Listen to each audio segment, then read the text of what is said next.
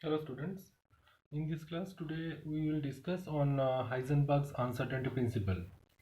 Heisenberg uncertainty principle is very important part in quantum mechanics.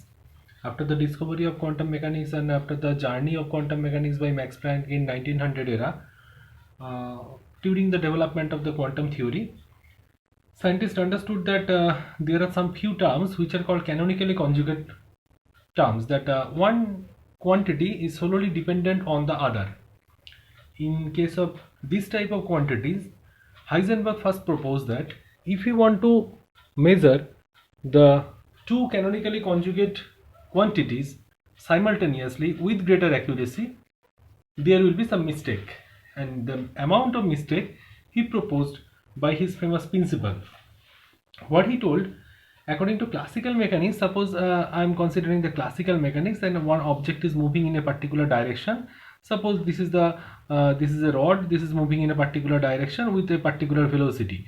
Let the velocity be v and its length be l. So if I am considering only classical mechanics, I can easily determine its position, x, what is the position and what is the velocity, what is the momentum, everything. Of course, if I am considering the relativistic theory, then also I can accurately calculate the amount of length, amount of path traveled and the velocity at that particular position.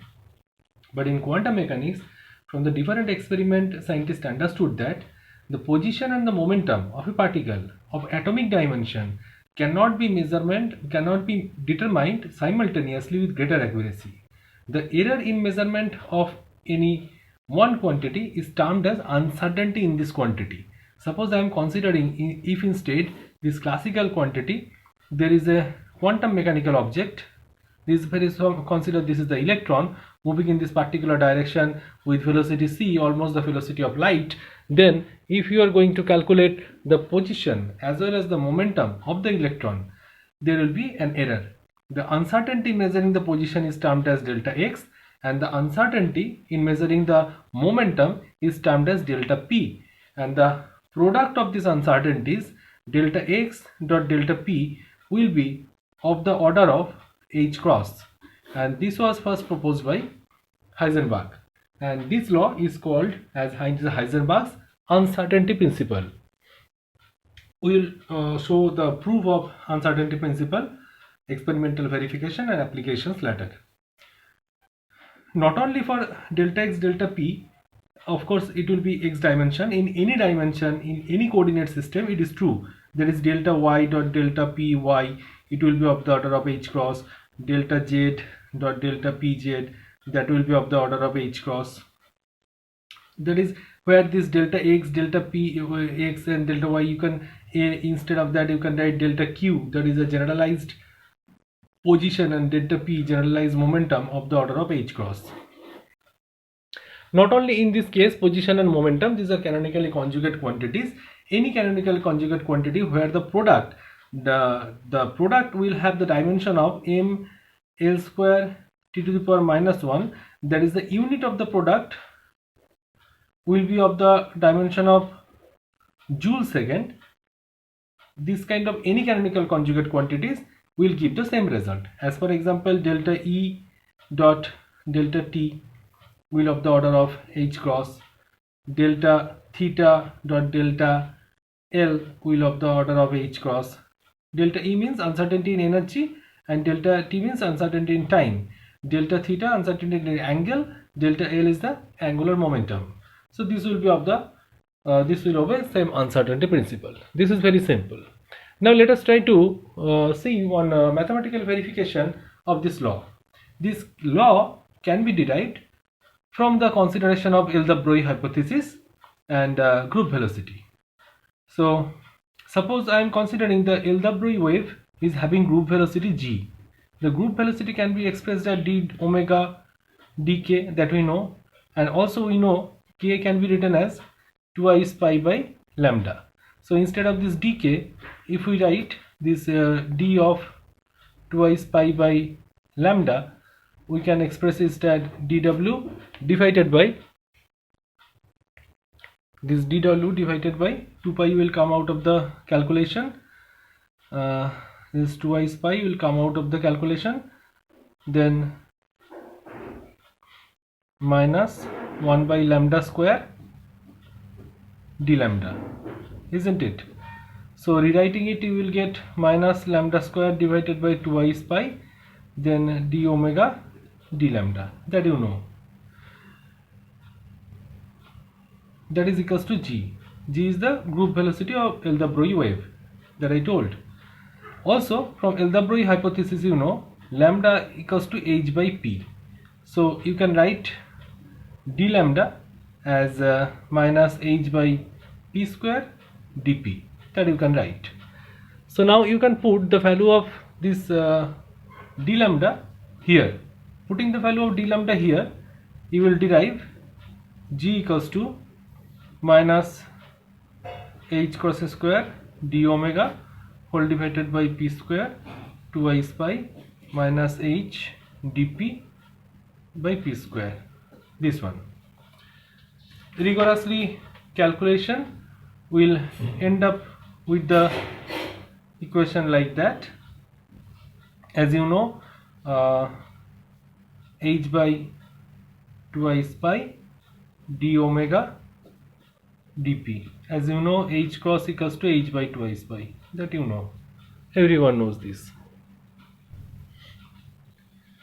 Again, this g part is the group velocity, and this group velocity, instead of this g, you can write del x del t, as this is the dimension of velocity, and the right hand side will be equals to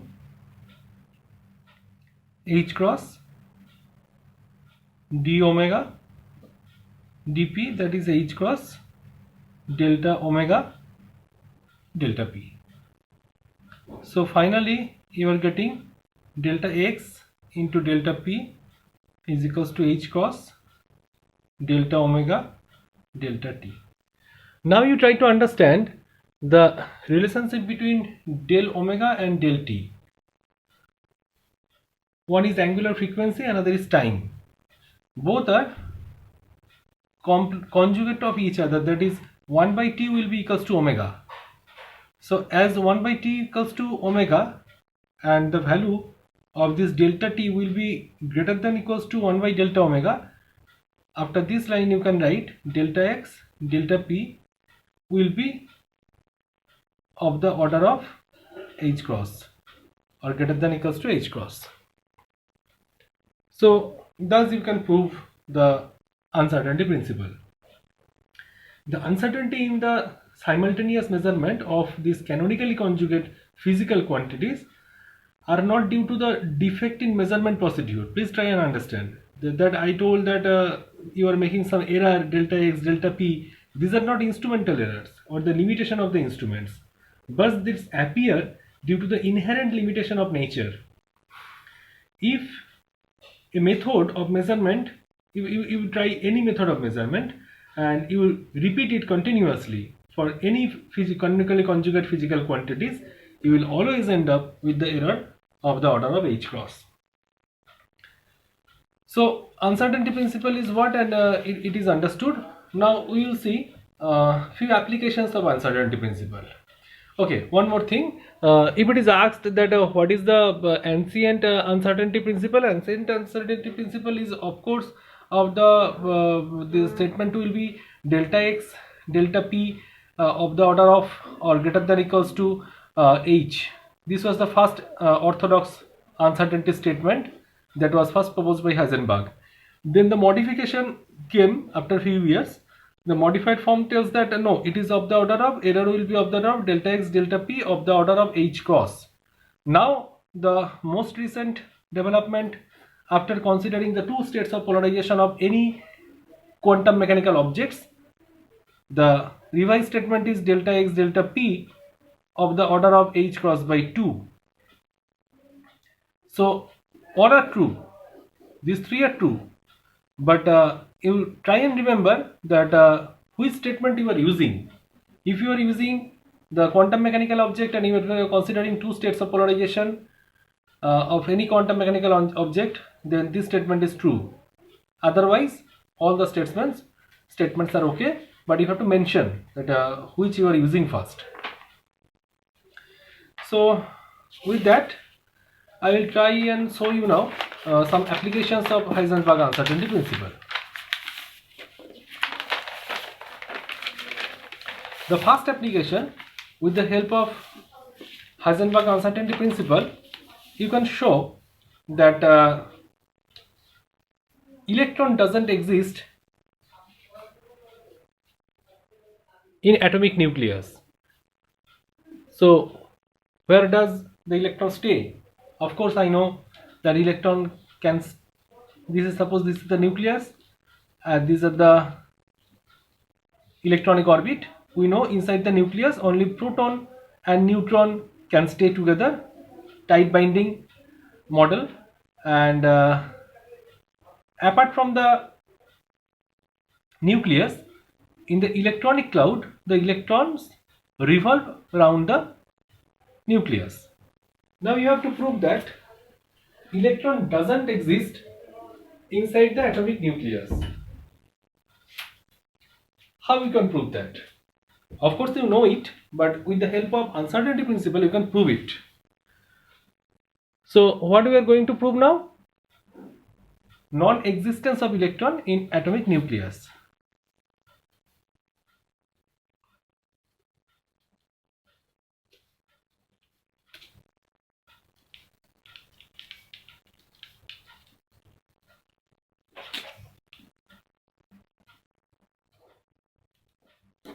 Non-existence of electron in atomic nucleus. Okay. First, try and remember some quantities. That is, electrons will have the rest mass of the order of 9.1 into 10 to the power minus 31 kg. This is the rest mass of electron. The diameter, average diameter of nucleus is of the order of 2 into 10 to the power minus 14 meter. During the radioactive emission, when the electrons emit from the material, I am not specifying the electronic orbit or nucleus, when the electrons are ejected from the material, generally they carry the energy of the order of 4 mega electron volt.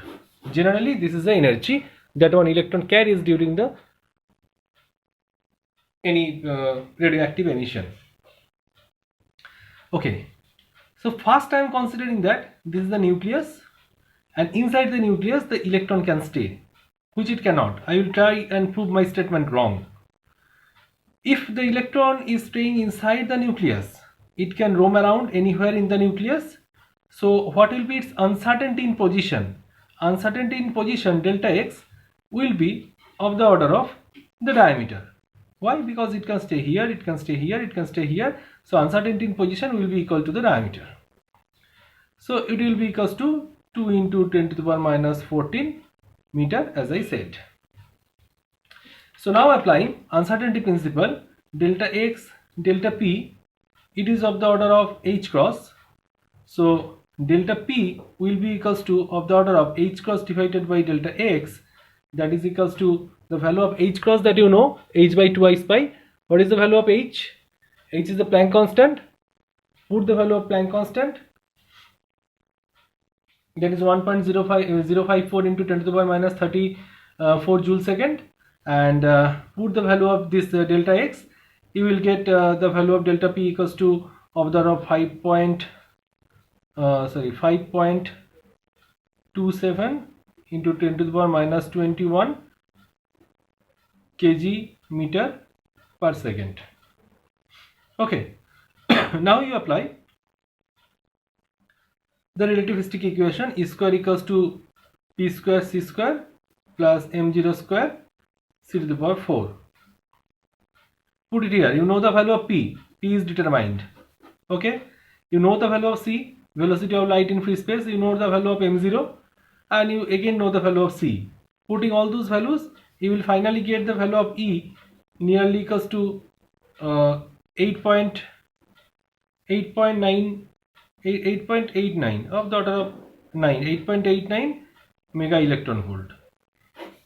Look, it is so high.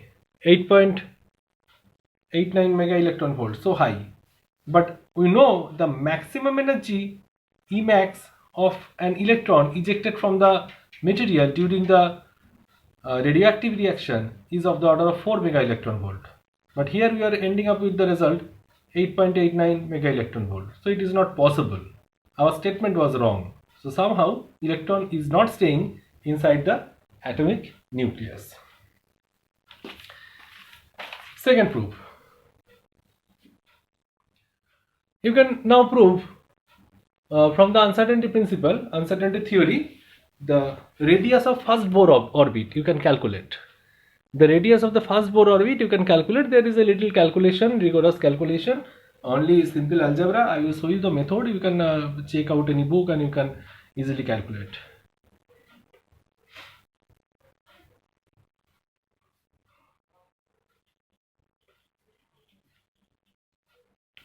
Radius of first Bohr orbit. How to calculate? Uncertainty principle tells you that delta x, delta p is of the order of h cross. That you know. Okay. So first I am considering this is the nucleus and this is the first Bohr orbit. Let the radius of the first Bohr orbit be r, or radius of any orbit. Radius of the any orbit be r.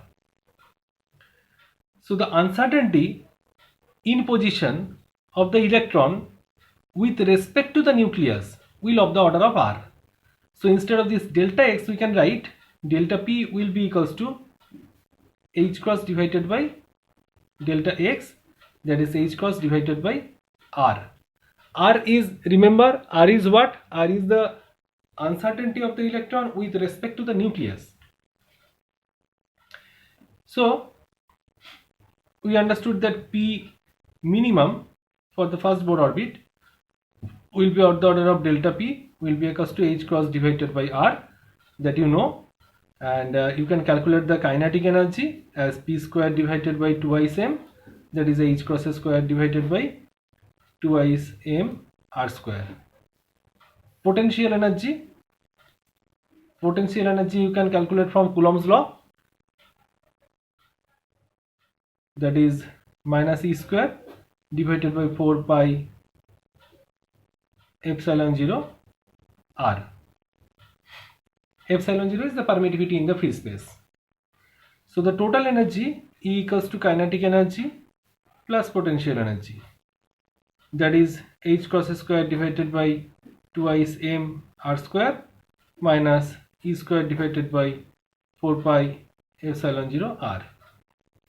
Okay, so for the first Bohr orbit, when I am considering the first Bohr orbit, it will be ground state energy and the energy should be minimum.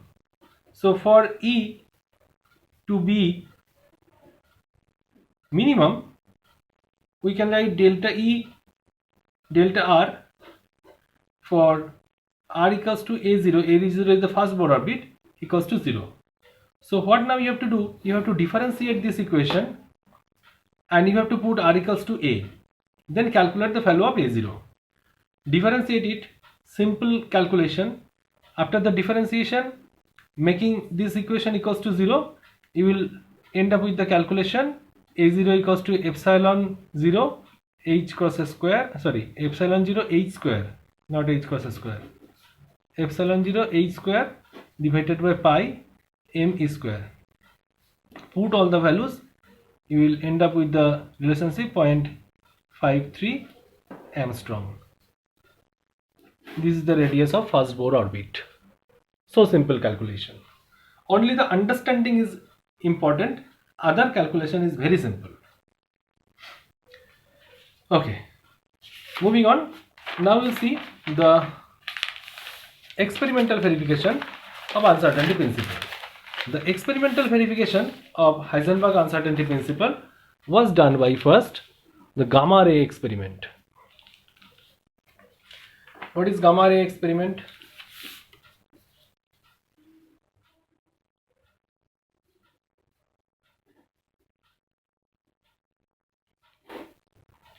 With the help of gamma ray experiment, the truth behind the uncertainty principle was proved first.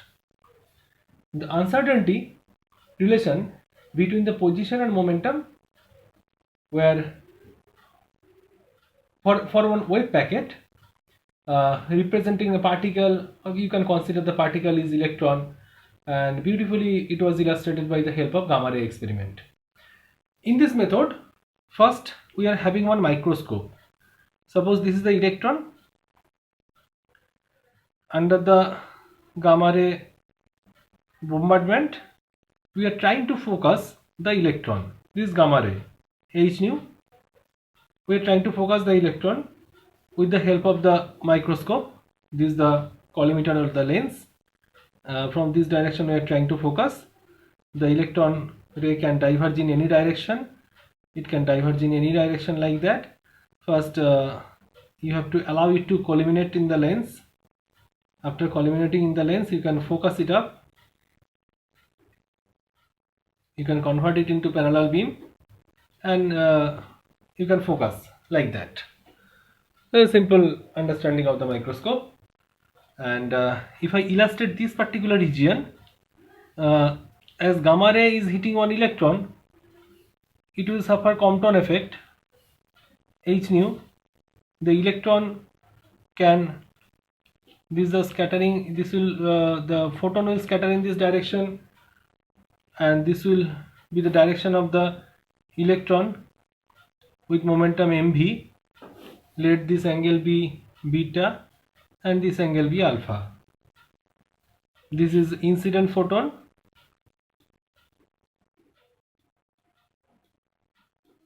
This is recoil electron.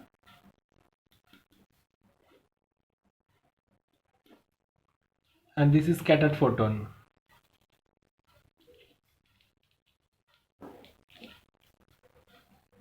Okay. Try and understand this point and this point the same.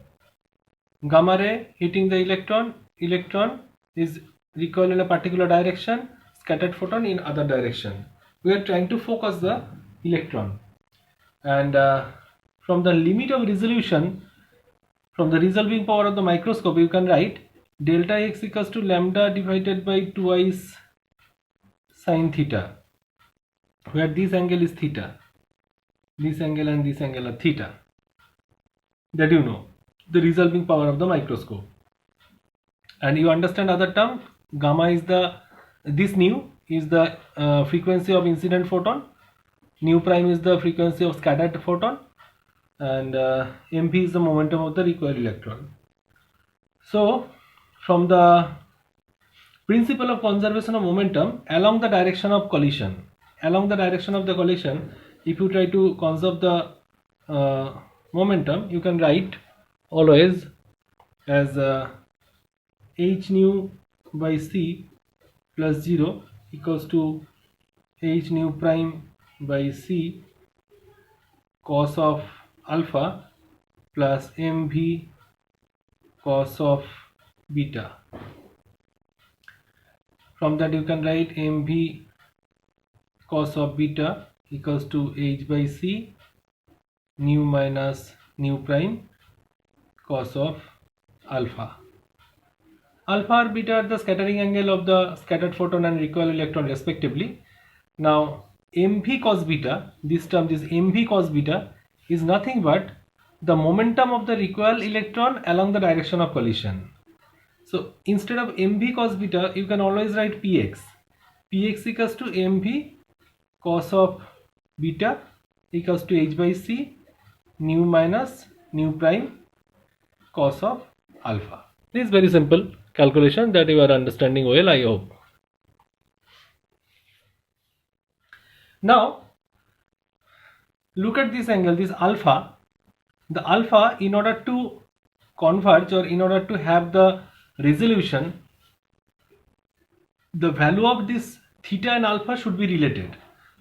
And the value of theta and alpha to be related in such a fashion that the value of alpha may be from 90 degree minus theta to 90 degree plus theta. Otherwise it will not converge. It has to fall on the lens, otherwise it cannot converge. So the angle from this where it should be up to that, that is 90 degree minus theta, or up to that is 90 degree plus theta, the value of alpha. So uncertainty in position, the maximum value and minimum value of the position can be written as, that is h by c nu minus nu prime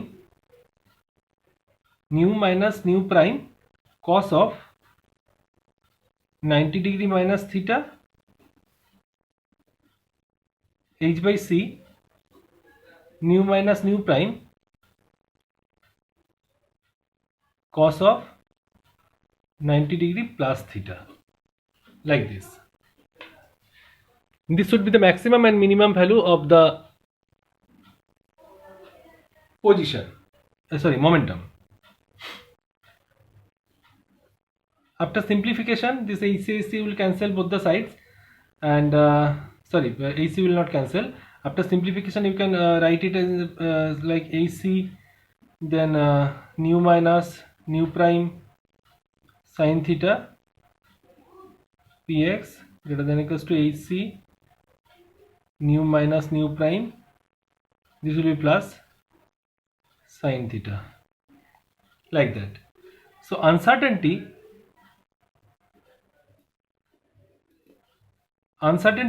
delta px will be equals to this plus that, there is h by c, then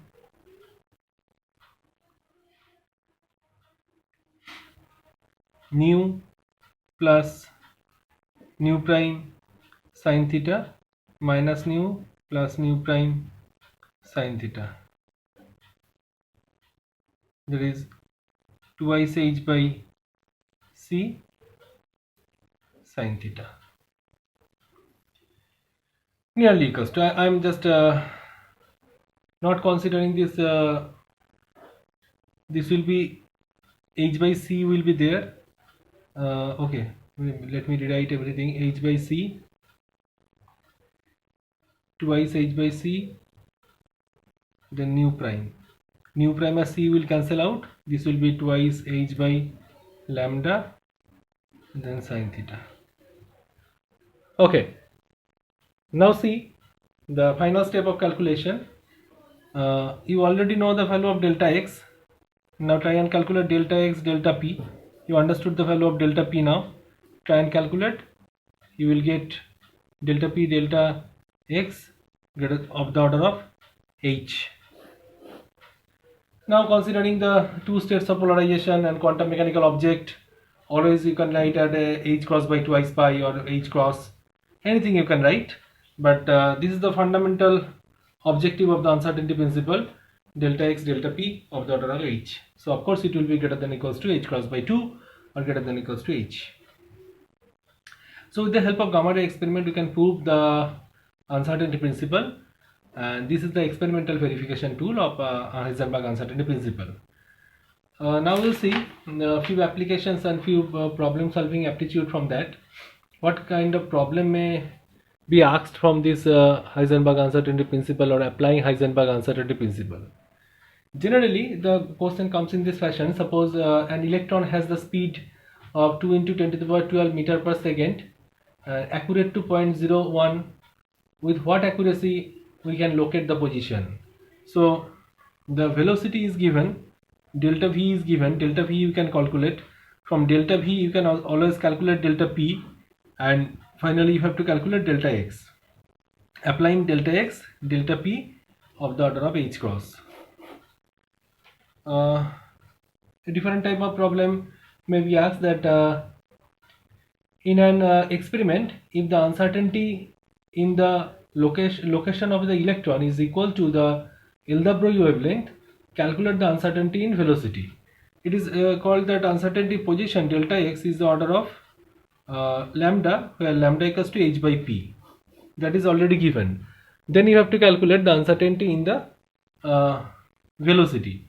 So you have to calculate delta p applying this formula, and p equals to mv, so it will be m delta v. From that you have to calculate the value of delta v.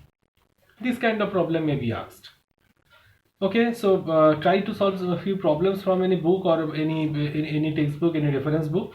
If you stuck and if you cannot do it, or if you fail, if you have face any difficulty, please contact via the WhatsApp group, and we will try to solve it together. Thank you.